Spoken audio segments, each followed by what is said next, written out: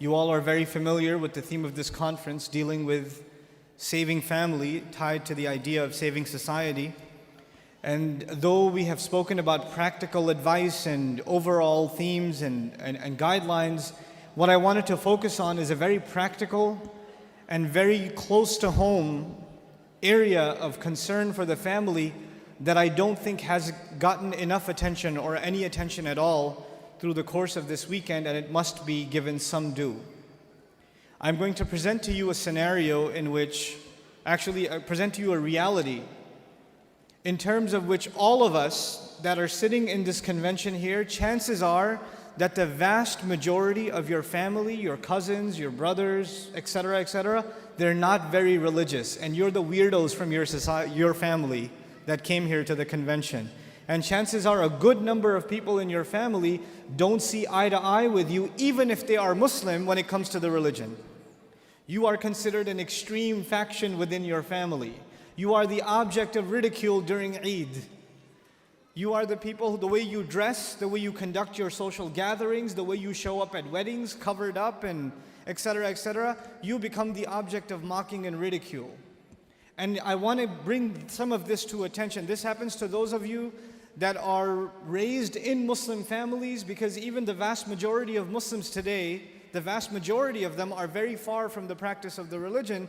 And of course, this also happens to those of you that made the decision to enter into the fold of Islam, and obviously that decision has led to a lot of rift and conflict between yourself and your family, and they don't look at you the same way they used to anymore. There's this distance between you and your family, and the cause of it happens to be Islam itself. Now, maybe you were such a person. Maybe you were a person that wasn't very religious at all, and you were living life like the rest of your extended family, but something came in your heart and you said, you know what, I'm going to take this guidance seriously. I don't know how it happened. Maybe Allah made it happen through some YouTube video, or it happened through some khutbah you heard, or a friend, or however it happened, but you decided to make a change for the better in your life. And when you start changing the behavior in your life, the first people to see a change in you will be your own family. They will notice it. They will notice that you're not the same anymore. You don't talk the same, you don't act the same, you don't go to the same places, you don't even have the same friends anymore. And this necessarily happens. When you take a turn towards Islam, necessarily you start losing friends, because your old friends used to do pretty bad things, and now you can't do those things with them anymore, so you suffer a loss of friends. And at the same time, your family starts saying, you're acting a little too weird. And for the young man, the family might even say, what's that thing on your face? You forgot to shave? What happened to you? And the girl starts wearing hijab, and the family might even be in shock. And this is a Muslim family, mind you. They'll say, take that thing off your head. You're going to go out to the wedding looking like that? I can't sit in the car with you like that. What do you think we are? All of a sudden, you're the Islamic role model? Who died and made you sheikh? That all of a sudden we should be looking up to you. Remember what you were like last year, man? You were the party animal. Now you're going to go make salah? Yeah, seriously, please. We know what you're really like. In other words, not only have you lost your friends, from your family you get the nastiest kinds of sarcasm and criticism all the time. Every chance they get, they say something to you. They say something about your beard. They say something about your habits of making salah. They say something about you going to the ICNA convention. They say something about putting your children in Islamic school. They say something about sending your children to Sunday school, or you getting up for Fajr or Isha and going to the masjid. They'll have some comments for you, and those comments hurt. They burn pretty good.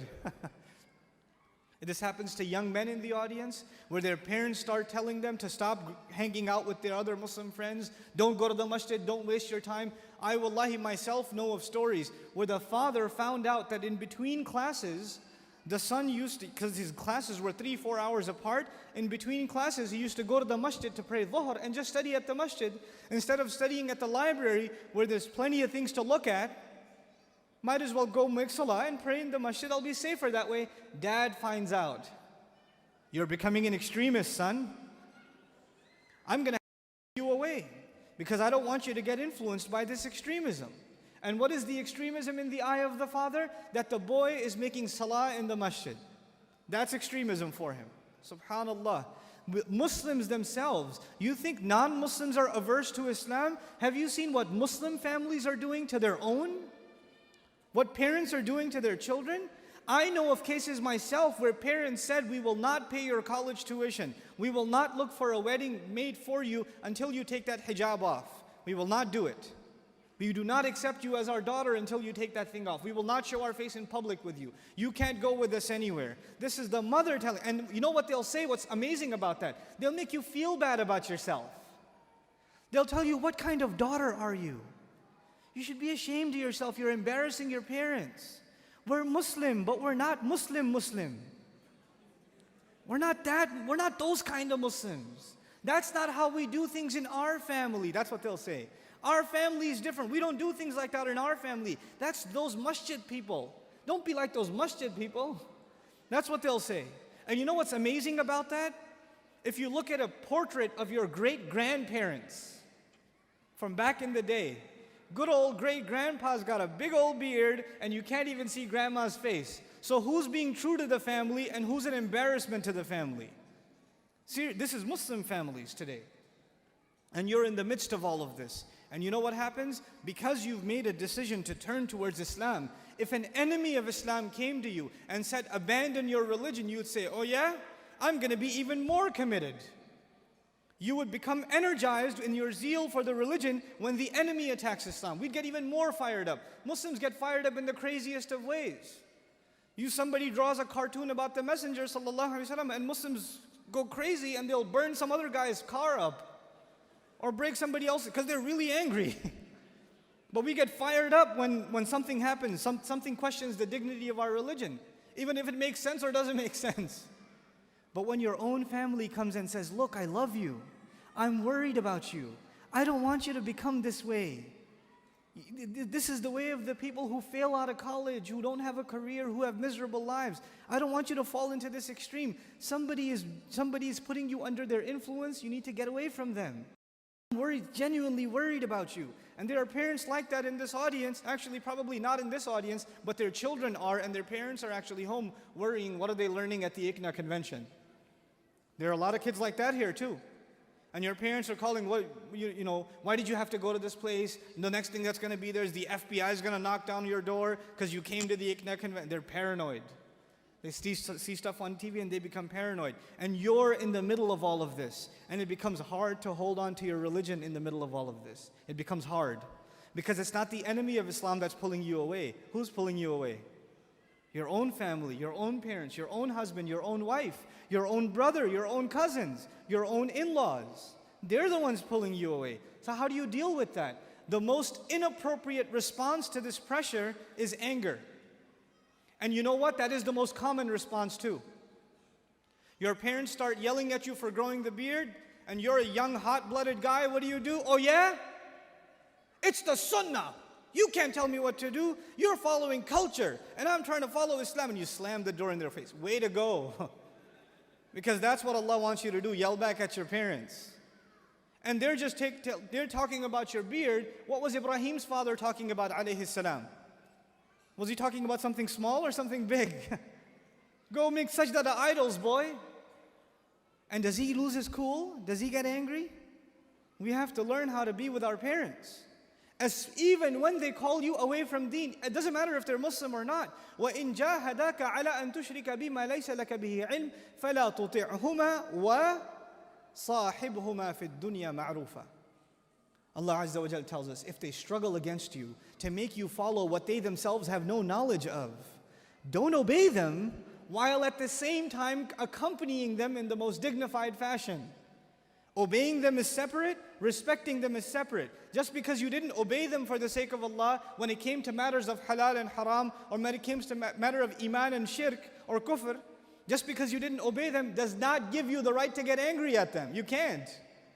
You have to maintain family relations. A lot of families have been broken because one side feels that they are religious and the other is too liberal, and the religious side gets angry and they don't want to deal with the liberal element in their family. You have to learn to be patient with every family. You have to learn to be patient. You have to learn to listen to the nastiest sarcasm, the nastiest language. Your mother will tell you, I wish you were never born, you're such a disappointment. You know? Your husband and wife will tell you, you don't look good anymore. I don't want to even sleep next to you. Look at that thing on your face. You know? They'll say those kinds of things. You will hear the nastiest of language from your own family. And you know where this began, just so we're trained? The Prophet ﷺ, one of his nastiest enemies, probably the worst. If you want to make a list of the enemies of the Messenger, the worst of the worst of the worst, Abu Lahab. Who is Abu Lahab? It's his uncle. It's his uncle. It's his neighbor too.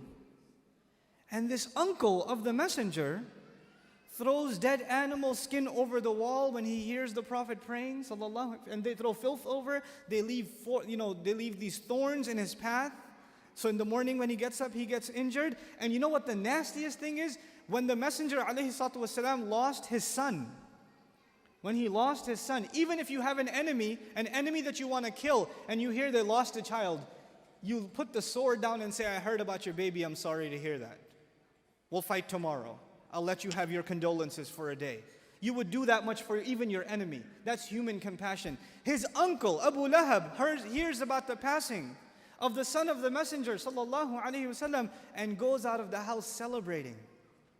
He goes and tells the rest of Quraysh, Batara Muhammad. Muhammad's name has been cut off. He doesn't have any sons. Nobody's going to pass on his name. He goes and celebrates. What kind of an uncle? I mean, on top of that, what kind of an enemy? I've never heard of an enemy like that. So when you talk about animosity inside your family, you got nothing. You've got nothing on this man, sallallahu alayhi wasallam. He's been dealing with far worse. Far worse. And so what I want to share with you today, in order to keep your family intact, you have the Muslims here that are hoping to hold on to their religion. And I know you are here, the vast majority of you who are here, you're looking for some kind of a boost to your iman. That's why you came here. Or you came here so maybe your children will hear something good.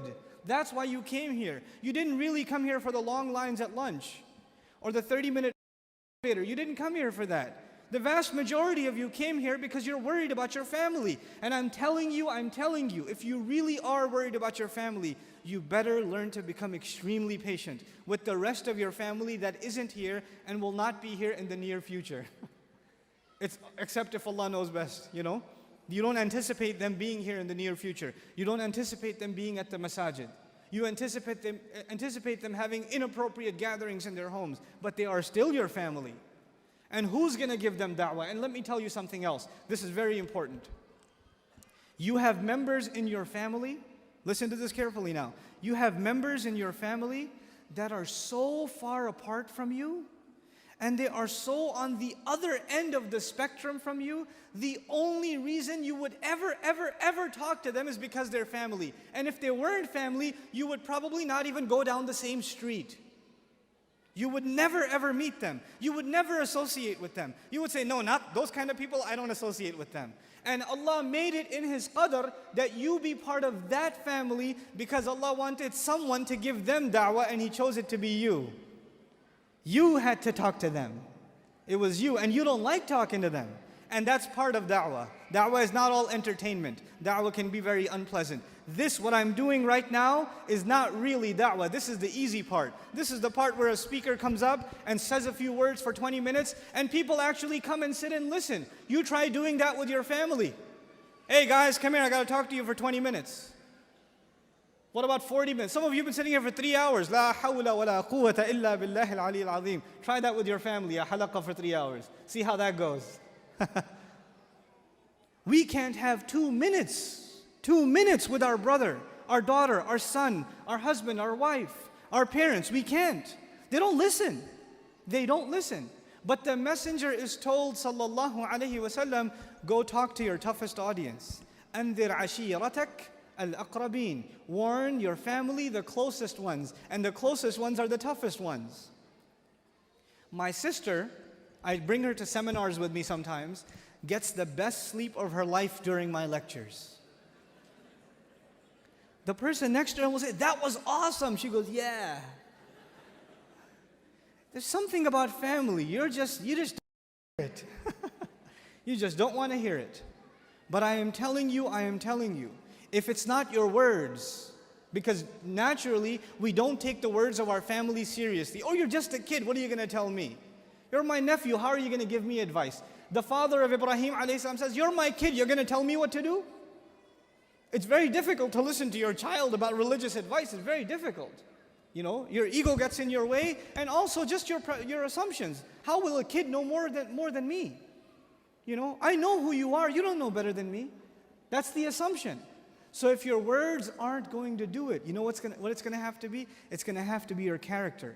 It's going to have to be your patience. It's going to have to be your thick skin that no matter what they say, you're able to laugh it off and still be cordial, still be friends, still be nice, still be courteous, still keep the family ties. One day they curse you out, the next day you call them again. And this is the way of the messengers. The messengers were cursed and they come back and they make da'wah to the same people again. And then they're cursed even worse and they come back the next day and they do it again. To the point where people are not just cursing at them, they're trying to kill them. They're trying to kill them. Imagine how annoyed these people must be with messengers that they're ready to kill them.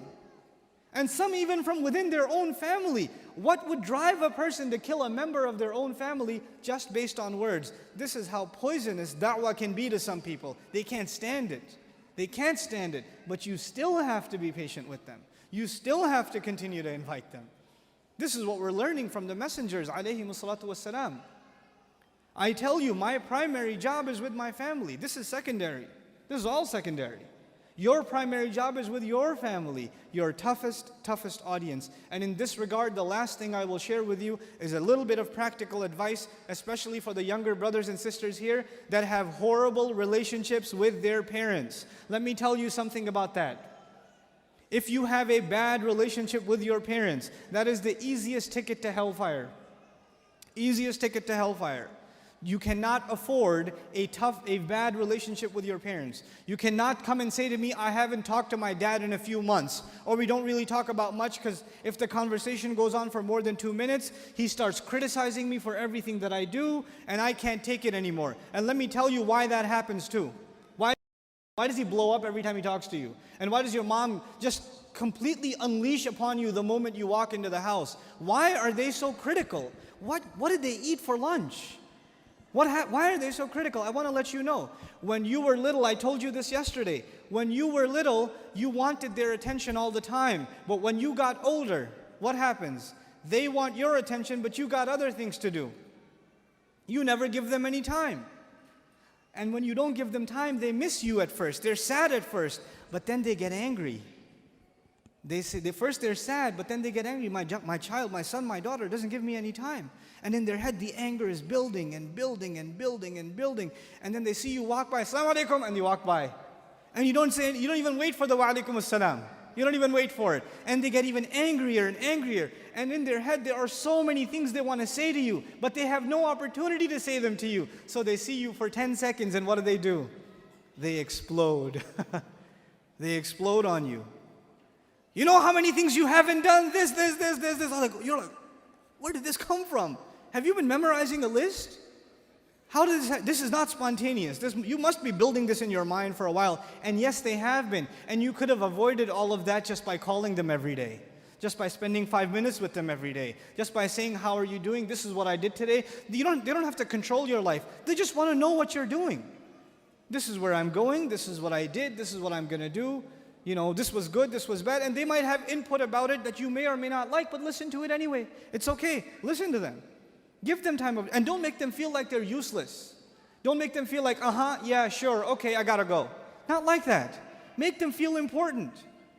You have to be the best to them. وَقُلْ لَهُمَا قَوْلًا كَرِيمًا. Speak to them with noble speech, respectful speech. That's how you should be with your parents. But to kill that rift, the other practical piece of advice that I wanted to give you, not just giving time to your parents or your spouse, but the additional thing that I wanted to say to you, is do stuff for them. Do things for them. The more religious they see you become, they notice that you're more cut apart from the family.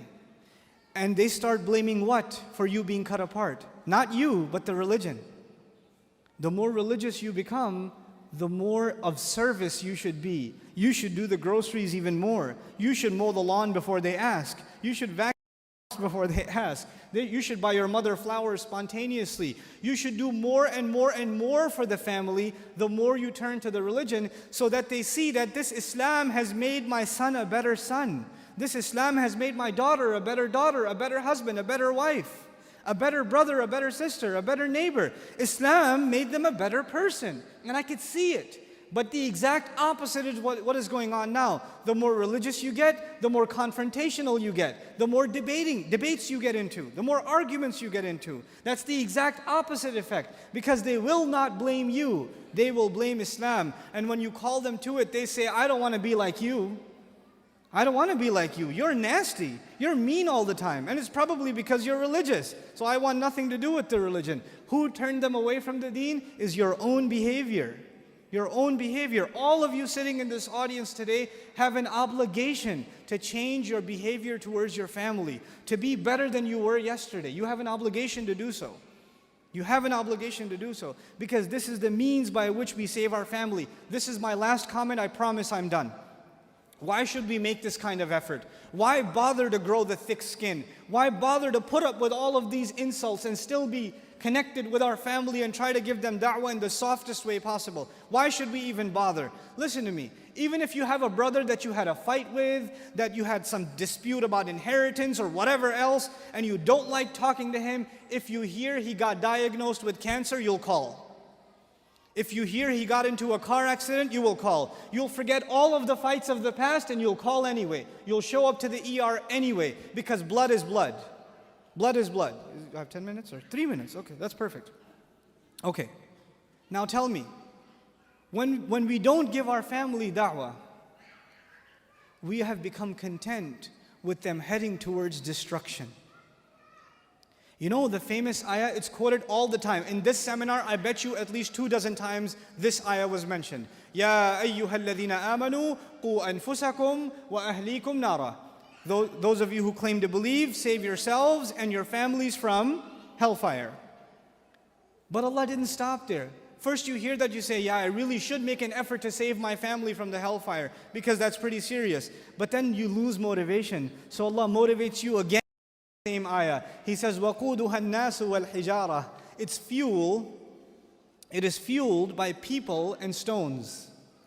Another description of fire. You read that and you say, I better get serious about da'wah to my family again. But then you get rusty after a while. You come back to the ayah, it warns you again. عَلَيْهَا مَلَائِكَةٌ غِلَاظٌ شِدَادٌ. Upon that hellfire are in severe guards, angels, that are very tough and very intense in how they execute the punishment.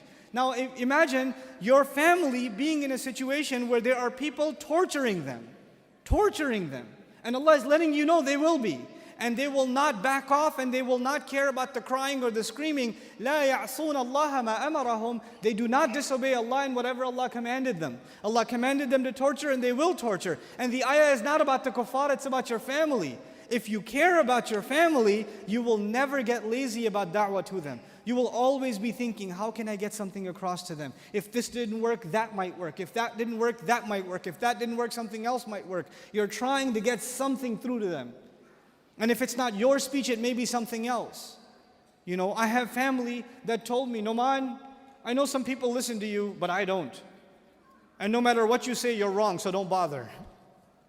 Right? Family will tell you that. And I'll say, okay. And I'll put somebody else's CD on in the car. They might listen to something from someone else. So if one thing doesn't work, you try something else. It doesn't have to be, well, I already gave them da'wah, it didn't work. That's not exactly what we learned from Nuh alayhi salam, is it? That's not exactly what we learned from Muhammad sallallahu alayhi wasallam, is it? That I let them know, there's an akhirah. They didn't believe. I went up and made the announcement, and I told them that they're going to be brought back to life, and they laughed it off and they left. I guess I should just go to Taif now. It doesn't work that way. It does not work that way. You cannot give up on your family. You have to take that responsibility. You have to learn the religion properly so you can communicate it properly.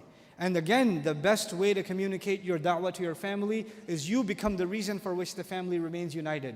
You are the source of counsel and help. You are there no matter what. No matter how bad they are to you, you are still the best to them. Because you're not the best to them, because it's not tit for tat. You're not doing it for them. You're doing it for Allah. You're not expecting back from them. May Allah make us of those who are the best families. May Allah make us of those who are able to effectively carry da'wah to their families. May Allah make us of those who are able to soften, that through their words and sincerity, Allah softens the hearts of their families that have become hard and have become tough. You know, like one of my good friends, very close friends, his mom was father is Muslim, mom is non-Muslim, and she's been non-Muslim for 22 years, and she took Shahada 2 months ago. He's been doing da'wah for 22 years to his mother, and she took Shahada 2 months ago. Take that as inspiration, inshallah ta'ala. May Allah Azza wa Jal protect all of us and our families from the hellfire. Barakallahu li wa lakum fil Qur'an al-Hakim, wa nafa'ni wa iyyakum bil ayat wa dhikr al-Hakim. Assalamu alaikum wa rahmatullah.